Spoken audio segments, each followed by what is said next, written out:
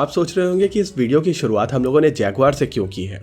आज सुबह के वीडियो के दौरान आप में से बहुत सारे लोगों ने कमेंट सेक्शन में पूछा था कि आपको सर्दी हुई है क्या। आंसर है हाँ, मैं भोपाल से कोविड लेकर आया हूँ और इस समय परेशान बैठा हुआ। ये जो फुटेज आपने अभी देखी थी ये भोजताल की फोटोग्राफ थी और यहाँ पर इंडियन एयरफोर्स डे के सेलिब्रेशन की रिहर्सल कर रही थी। मेरा आइडिया था कि मैं इस रिहर्सल को कवर करूंगा और आप सभी के साथ में हाई डेफिनेशन फोटोग्राफ्स शेयर करूंगा। एनीवेज, अभी समय है और होपफुली हम लोग एक्चुअल सेलिब्रेशन की फोटोग्राफ्स और फुटेजेस आपके साथ में शेयर कर पाएंगे। चलिए अब बात कर लेते हैं जिस टॉपिक के लिए ये वीडियो बनाई गई थी, यानी कि LCH प्रचंड के बारे में। ANI की तरफ से एक रिपोर्ट की गई थी जहां पर कहा गया था कि 156 यूनिट LCH प्रचंड भारतीय वायुसेना की तरफ से ऑर्डर किए जाएंगे और ये एडिशनल हेलीकॉप्टर्स होंगे। अब यहाँ पर मोर या एडिशनल टर्म थोड़ा सा कंफ्यूजन क्रिएट कर देती है।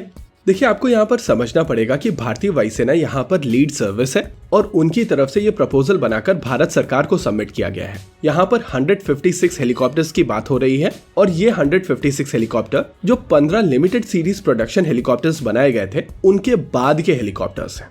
यानी कि दूसरी लॉट को मिलाकर भारतीय वायुसेना और भारतीय थल सेना 171 हेलीकॉप्टर्स अपने बेड़े में शामिल करेंगी और इन 156 हेलीकॉप्टर्स में से 66 यूनिट्स भारतीय वायुसेना अपने बेड़े में शामिल करेगी और रिमेनिंग 90 यूनिट्स भारतीय थल सेना अपने बेड़े में शामिल करेगी। देखिए, LCH प्रचंड पूरी तरीके से टेस्ट किए जा चुके हैं और इन हेलीकॉप्टर्स को एक्सटेंसिव तरीके से लद्दाख में यूज किया गया है। लेकिन इन हेलीकॉप्टर्स को लेकर बहुत सारे लोगों की तरफ से एक ही क्वेश्चन बार बार पूछा जाता है और वो क्वेश्चन है कि इनकी anti tank guided missile systems कहाँ हैं। देखिए, अभी तक जो 15 हेलीकॉप्टर्स बनाए गए थे वो लिमिटेड सीरीज प्रोडक्शन हेलीकॉप्टर्स थे और इन हेलीकॉप्टर्स के ऊपर anti tank guided missile systems नहीं जानी थी। प्रपोजल के हिसाब से यहाँ पर केवल हेलीकॉप्टर्स बनाए जाने थे और इनके ऊपर anti tank guided missile systems तभी जाएंगी जब anti tank guided missile systems select होंगी और अप्रूव होंगी। अभी तक भारतीय थल सेना और वायुसेना की तरफ से ये चीज क्लियर नहीं की गई है कि उनको इस हेलीकॉप्टर के ऊपर कौन सी anti tank guided missile system चाहिए।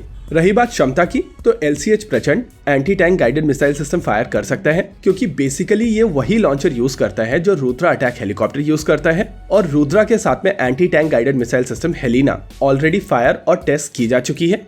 इसके अलावा मिनिस्ट्री ऑफ डिफेंस की तरफ से लगभग एक हफ्ते पहले ध्रुवास्त्र मिसाइल सिस्टम को क्लियर कर दिया गया था। अगर प्रिसाइसली कहा जाए तो 23 सितंबर वाले दिन डिफेंस एक्विजिशन काउंसिल की तरफ से अप्रूवल दिया गया था। यानी कि मोरलेस ये चीज क्लियर है कि भारतीय वायुसेना और भारतीय थल सेना LCH प्रचंड के ऊपर Dhruvastra anti tank guided missile system का प्रयोग करेंगे और DAC के अप्रूवल के बाद में ये चीज मोरलेस फॉर्मल हो चुकी है।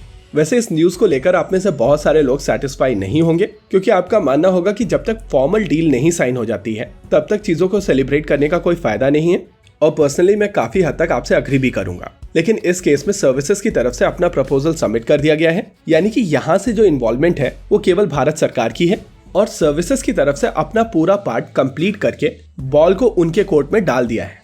भारत सरकार की तरफ से जो चीजें डिले होती हैं वो नॉर्मली प्राइस नेगोशिएशन के चक्कर में होती हैं, लेकिन यहाँ पर ये प्रपोजल सीधे सीधे HAL के पास जा रहा है और यहाँ पर कोई भी फॉरेन वेंडर इन्वॉल्व नहीं है।